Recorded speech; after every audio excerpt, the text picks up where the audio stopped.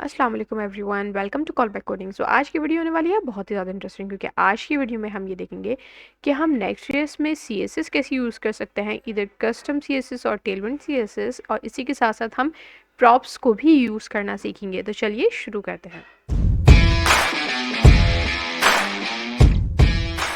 तो सबसे पहले मैंने यहाँ पे अपना कोड ओपन कर लिया है जो हमने अपनी लास्ट वीडियो में एक ऐप क्रिएट की थी। This is app router by the way. अब हम ये देख लेते हैं कि इसमें प्रॉप्स हम कैसे हैंडल करते हैं। तो ये एग्जैक्ट सेम है जैसे हम रिएक्ट में काम करते थे, बट हम इसका एक क्विक ओवरव्यू ले लेते हैं और फिर हम सीएसएस पे मूव करेंगे। तो मैं एक काम ये करती हूँ कि मैं अपने होम पेज पे आ जाती हूँ और यहाँ पे मैं कोई कंपोनेंट कॉल कर लेती हूँ। तो अब हम एक काम ये करते हैं कि मैंने ऐप में आके एक कंपोनेंट का फोल्डर बना लिया। मैंने यहाँ पे लिखा कंपोनेंट और इसके अंदर मैं लेट्स से लिख देती हूँ, लेट्स से मैंने इसका नाम रख दिया box.jsx और मैंने इसका एक बेसिक सा स्ट्रक्चर लिख लिया और मैं यहाँ पे कुछ मैसेज लिख देती हूँ बॉक्स कंपोनेंट। और अब मुझे कंपोनेंट यहाँ पे कॉल करना है, तो मैं इस इमेज के ऊपर ही इसको कॉल करूँगी। मैंने यहाँ पे लिखा बॉक्स एंड यस। अब हमने ब्राउज़र पे आएंगे तो यहाँ पे मेरे पास बॉक्स कंपोनेंट तो कॉल हो गया, राइट। अब हम वापस आएंगे और अब मैं इसको यहाँ से प्रॉप्स पास करती हूँ। लेट्स से मैं यहाँ पे लिखती हूँ टाइटल एंड मैंने यहाँ पे लिख दिया कॉल बैक कोडिंग, राइट। अब हम वापस जाएंगे बॉक्स पे एंड यहाँ पे हमें इसको एक्सेप्ट करना है। तो वही हमारे पास सेम दो तरीके हैं। एक तो हमारे पास ये है कि हम प्रॉप्स में इसको हैंडल करें। मैं यहाँ पे कंसोल में प्रॉप्स लिख के आपको दिखा भी देती हूँ। मैंने यहाँ पे कंसोल ओपन कर लिया। ओके, तो मेरे पास यहाँ पे टाइटल आ गया कॉल बैक कोडिंग। अब मैं इसको किस तरीके से यूज़ कर सकती हूँ, प्रॉप डॉट टाइटल कर सकते हैं हम इसको। तो मैं एक काम ही करती हूँ कि मैं इसको फ्रंट एंड पे डिस्प्ले करवा देती हूँ।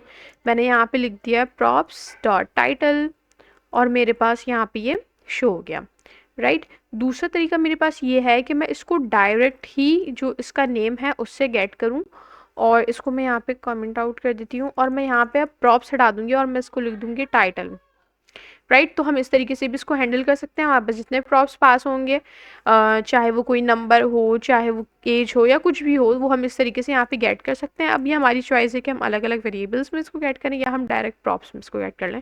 तो ये बिल्कुल सेम है जैसे हमने रिएक्ट में देखा था, राइट। अब हम एक काम ये करते हैं कि इसको मैं बंद कर देती हूँ और अब हम सीएसएस की तरफ आ जाते हैं। बल्कि मैं एक काम ये करती हूँ कि मैं इस पे ही सीएसएस अप्लाई करके दिखाती हूँ कि ये कंपोनेंट हमने खुद बनाया है, तो इस पे हम सीएसएस अप्लाई करेंगे। तो अगर हम बात करें कस्टम सीएसएस की, तो मैं एक काम ये करती हूँ कि मैं आपको पहले कस्टम सीएसएस अप्लाई करके दिखाती हूँ। मैंने इसका नाम रख दिया माई बॉक्स, राइट। और मैं आ गई ग्लोबल सीएसएस की, मेरे पास फाइल बनी हुई है, मैं इसी में ही आके इसको अप्लाई करूँगी। मैंने इसको क्लास दी है तो मैंने यहाँ पे डॉट लिख के माई बॉक्स लिख दिया एंड यहाँ पे अब मैं एक काम ये करती हूँ कि मैं इसको दे देती हूँ बैकग्राउंड कलर और बैकग्राउंड कलर हम येलो रख रहे हैं। तो मेरे पास यहाँ पे इस पर बैकग्राउंड अप्लाई हो गया और मैं इसका टेक्स्ट कलर चेंज करना चाहती हूँ। आई थिंक इसको हम कलर लिखते थे, यस। और मैंने यहाँ पे लिख दिया ब्लैक, ठीक है। तो मेरे पास अब ये यहाँ पे टेक्स्ट शो है। तो ये तो हमारे पास हो गई कस्टम सीएसएस जो हम खुद से अपनी सीएसएस लिख रहे हैं। और अब हम बात करते हैं टेलविंड सीएसएस की। तो टेलविंड सीएसएस होती क्या है, सबसे पहले तो ये देख लेते हैं। सबसे पहले हम अपने ब्राउजर में आके लिखेंगे टेलविंड सीएसएस और मैंने इसको यहाँ पे ओपन कर लिया। ओके, सो ये हमारे पास कुछ इस तरीके से इसकी वेबसाइट आ गई। यू कैन सी कि यहाँ पे क्या हो रहा है कि ये हमें बता रहा है कि हमें इस तरीके से इसको क्लासेस देनी है और हमारी सीएसएस जो है वो अप्लाई हो जाएगी। अच्छा, मैं एक और चीज़ आपको दिखाऊं। अगर मैं यहाँ पे लिखूँ टेलविंड सीएसएस और आगे मैं लिख दूँ नेक्स्ट जेएस और मैं इसको खोल लूँ, तो यू कैन सी कि यहाँ पे हमें बता रहा है कि इसका सेटअप हम किस तरीके से कर सकते हैं। हमें अपना प्रोजेक्ट तो क्रिएट करना है, उसके बाद हम इसको इंस्टॉल करेंगे। इंस्टॉल करने के बाद जो है वो हम इसकी कॉन्फ़िगरेशन करेंगे, इसके बाद इसको इम्पोर्ट करेंगे। आपने यहाँ पे देखा होगा ग्लोबल सीएसएस के अंदर यहाँ पे कुछ इम्पोर्ट्स भी हुए हैं, तो ये टेलविंड सीएसएस के ही हैं। उसके बाद हम अपनी ऐप रन करेंगे। तो मेरे पास अगर मुझे ये कॉन्फ़िगरेशन लाइक ये सेटअप करना है खुद से मैन्युअली, तो मुझे ये स्टेप्स फॉलो करने पड़ेंगे। लेकिन हमने देखा था अपनी लास्ट वीडियो में कि किस तरीके से हम जो है वो ऐप को क्रिएट करते टाइम ही इसको भी सेटअप कर सकते हैं। तो वही काम है हमने किया है and it's very simple and very easy. अब मैं एक काम ये करती हूँ, मैं वापस बॉक्स पे आती हूँ और मैं इन दोनों चीज़ों को कमेंट आउट कर रही हूँ यहाँ पे, क्योंकि अब मैं इसको कुछ भी अप्लाई नहीं कर रही। ओके, तो अब मैं यहाँ पे क्या कर रही हूँ, अच्छा हम एक बार अपने ब्राउजर पे आके देख लेंगे। तो मेरे पास यहाँ से सीएसएस जो है वो रिमूव हो चुकी है। लेट्स से मुझे इसका फॉन्ट साइज इंक्रीज करना है, तो मैं यहाँ पे लिखूंगी टेक्स्ट और मैंने यहाँ पे लिख दिया 2XL। तो मेरे पास यहाँ पे इसका फॉन्ट साइज इंक्रीज हो गया। अब मैं इसको अपने हिसाब से सेट कर सकती हूँ, मैं 3 कर लूँ, 4 कर लूँ या मुझे जितना भी करना है मैं कर लूँगी। अच्छा, अब मुझे इसका अगर कलर चेंज करना है तो मैंने यहाँ पे आके लिखा टेक्स्ट और मैंने यहाँ पे लिख दिया येलो, और लेट्स से येलो 400 सेट करना है तो मैंने वो सेट कर दिया। अच्छा, आपने एक बात नोटिस की होगी कि जब मैं यहाँ पे आके कुछ भी लिखती हूँ तो वो मुझे ऑटोमेटिकली सजेस्ट करता है आगे मुझे क्या लिखना है। लेट्स से मैंने यहाँ पे लिखा टेक्स्ट, तो यहाँ पे मेरे पास काफ़ी सारी चीज़ें मुझे खुद ही से सजेस्ट करा है। ये चीज़ मेरे पास कैसे हो रही है, इसके लिए आपको सिंपल सी एक्सटेंशन इंस्टॉल करनी होगी अपने पास, that is Tailwind CSS। This extension जो मैंने अपने पास इंस्टॉल की हुई है, तो इससे हमें फ़ायदा ये होता है कि हमें क्लास नेम जो है वो प्रॉपर खुद से सजेस्ट करने लगता है, और इससे हमें काफ़ी हद तक हेल्प हो जाती है। अब मैं एक काम ये करती हूँ कि मैं इसके अंदर एक बॉक्स बना के भी आपको दिखाती हूँ। मैंने यहाँ पे एक और डिव बना लिया, एंड इस डिव के अंदर हम लिख देते हैं this is my div, let's say. अब मैं इसकी कुछ हाइट और कुछ विड्थ भी सेट कर देती हूँ। अभी मेरे पास कुछ इस तरीके से शो हो रहा है। मैंने यहाँ पे आके इसको क्लास दी और मैंने कहा कि इसकी हाइट कर दो 20 और इसकी विड्थ भी मैंने कर दी 20। अब ये मेरे पास शो तो हो नहीं रहा, तो मैं एक काम ये करती हूँ कि मैं इसका एक कुछ बैकग्राउंड कलर दे देती हूँ। मैंने इसका बैकग्राउंड दे दिया लेट्स से ऑरेंज, और ऑरेंज का कोई भी शेड मैंने यहाँ पे डाल दिया, तो मेरे पास ये डिव शो हो गया।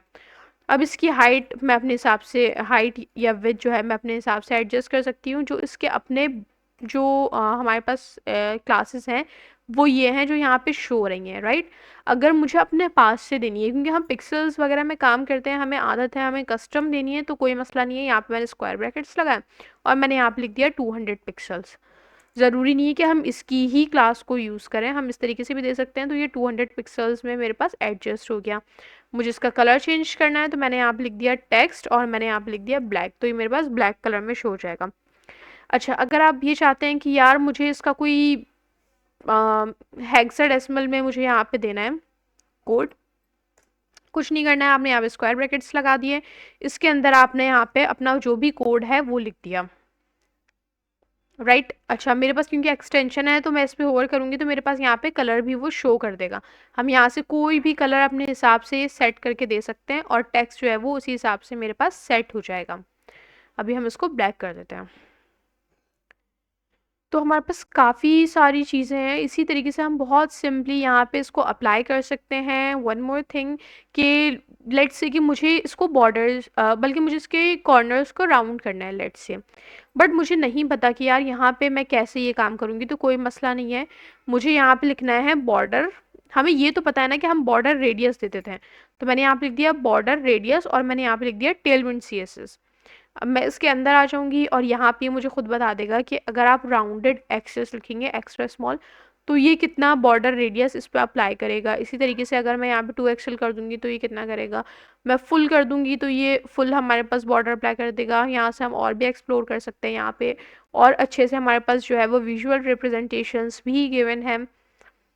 तो ये हमारे पास इसकी डॉक्यूमेंटेशन और इसमें हमारे पास यहाँ पे सारी क्लासेस के बारे में लिखा हुआ है। कोई भी चीज़ ऐसी है जो हम CSS में यूज़ करते थे बट इसमें मुझे नहीं पता वो काम कैसे होगा, सिंपली गूगल पे जाके आपने सिर्फ वही टाइप करना है जो आप नॉर्मल CSS में लिखते थे और उसके आगे टेलविंड CSS लिख दें। ये आपको खुद बता देगा कि ये काम आप टेलविंड में कैसे कर सकते हैं। इसके अलावा मैं आपको एक और मज़े की बात बताऊँ इसकी, तो यहाँ पे हमारे पास एक हमने देखी थी टेलविंड की कॉन्फ़िग फाइल। ये जो कॉन्फ़िग फाइल है ये बहुत मज़े की फ़ाइल है, इससे हमारे पास जो है वो काफ़ी सारे बेनिफिट हमें होते हैं। लेट्स से कि हम यहाँ पे अपने हिसाब से चीज़ों को डिफ़ाइन कर सकते हैं, अपने ब्रेक पॉइंट्स डिफ़ाइन कर सकते हैं। लेट्स से कि अगर आपको याद हो तो हम मीडिया क्वेरी लगाते थे कि हमें इस स्क्रीन साइज़ पे ये चीज़ चाहिए। अब हमें बार बार मेंशन करना पड़ता था इतने पिक्सल, तो वो चीज़ हम यहाँ पे डिफ़ाइन कर सकते हैं। लेट्स से मैंने लिख दिया कि 2XL को मैं डिफ़ाइन कर दूंगी कि ये हमारे पास होना चाहिए। मैं कमेंट करके बताती हूँ ताकि एरर शो ना करें। 2XL को मैं डिफ़ाइन कर दूंगी कि 1000 पिक्सल है, तो ये समझ जाना कि स्क्रीन का साइज़ 2XL है। अच्छा, मैं यहाँ पे कोई प्रॉपर सिंटेक्स अभी नहीं बता रही, मैं आपको सिर्फ इसकी इम्पोर्टेंस समझाना चाह रही हूँ कि हम टेलविंड के थ्रू और क्या क्या कर सकते हैं। मैंने इसी तरीके से अलग अलग ब्रेक पॉइंट्स रख दिए स्क्रीन के। तो मुझे क्या करना पड़ेगा कि जब मैं यहाँ पे कोई भी कलर अप्लाई करना है लेट्स से, तो इससे फ़ायदा ये होगा कि लेट्स से कि मैं चाहती हूँ कि जब मेरी स्क्रीन का साइज़ 1000 पिक्सल हो तो उसका कलर हो जाए लेट्स से उसका कलर हो जाए वाइट।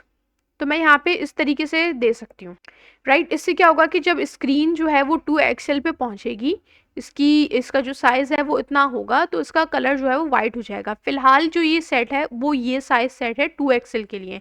इसको हम अपने हिसाब से कस्टमाइज़ कर सकते हैं, हमें बार-बार मेंशन नहीं करना पड़ेगा कि इतने पिक्सल पे ये करो।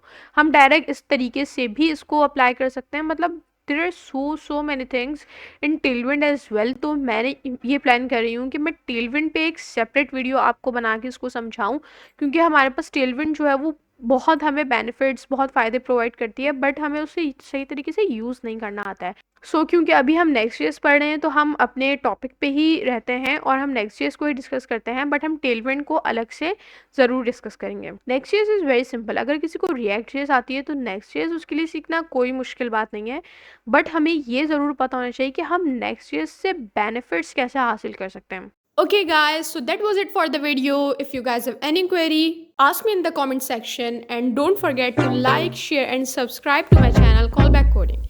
So see you in the next video.